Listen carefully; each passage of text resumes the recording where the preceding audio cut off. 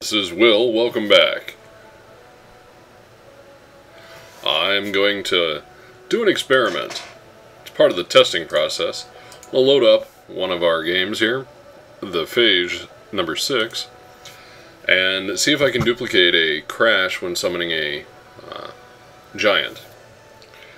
Actually, when I summon almost anything, it generates a crash for me. But I just want to see if it'll reproduce it while I've got it on video. And look at this beautiful land. Trees, crushed in castles.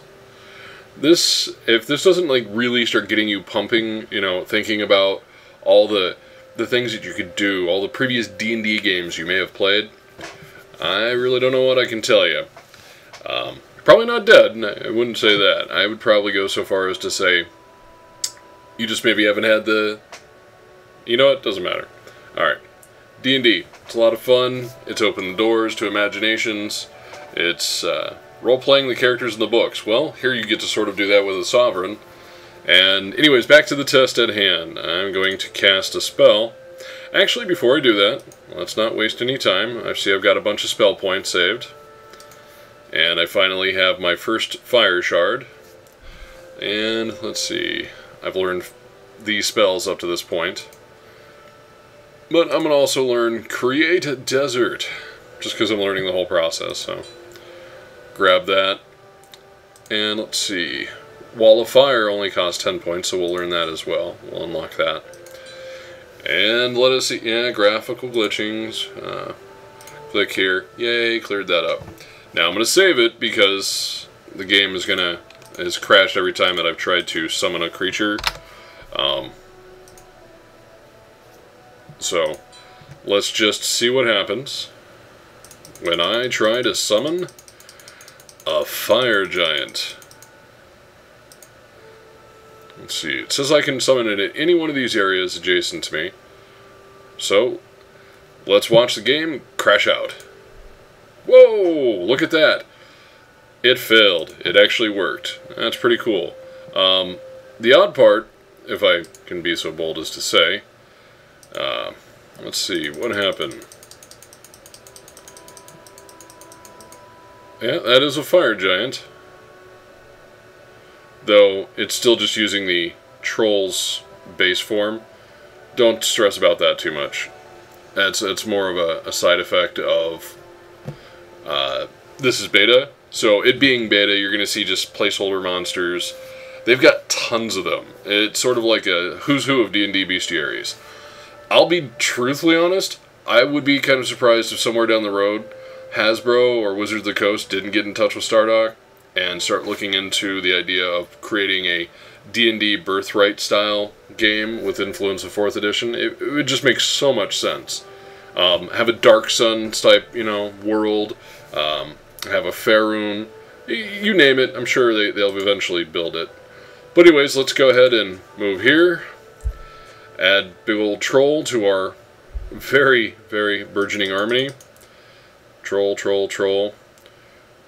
Who's that? Can't quite see this one. Oh, it's a wilding. Something else I summoned. This was all about summonings, this beta. So that's kind of cool. Let's zoom back out a little bit and see. Turn went by.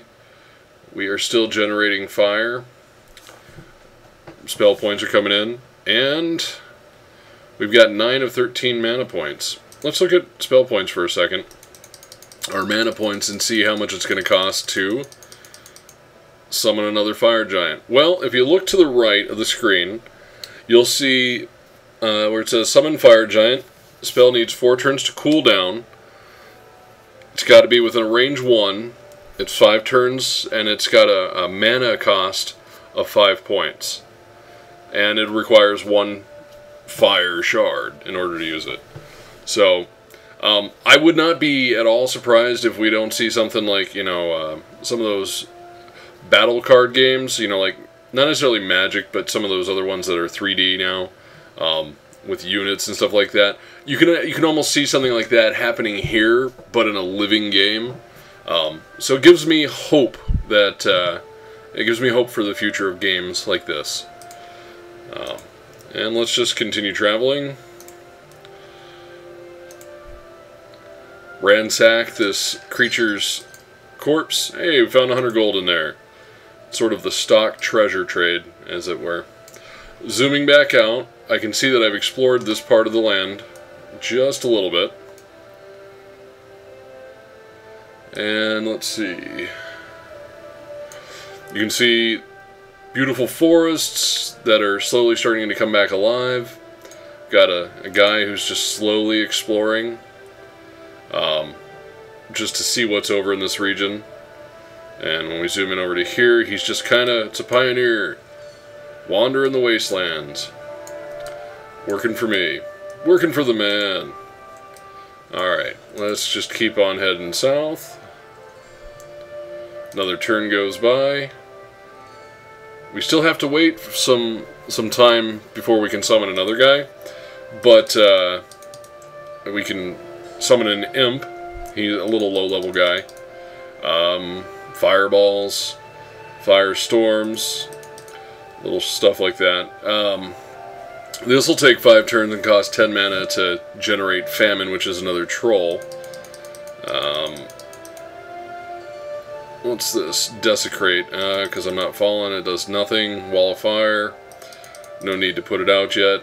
Still looking, if you can see down there, if you imagine the cost-benefit ratio, you'd see 5 turns, 5 mana, 1 shard, as opposed to 5 turns, 10 mana for Famine. The Ice Giant one that it says it's going to do, but creates just a troll. So there's balances, you know. You gotta admire that to a certain degree. Alright, continuing on. Exploring the world. Hey, we've got a bandit camp. Okay, looks like the bandit camp's been overrun. By us. Okay. Let's just keep on going. Exploring the world.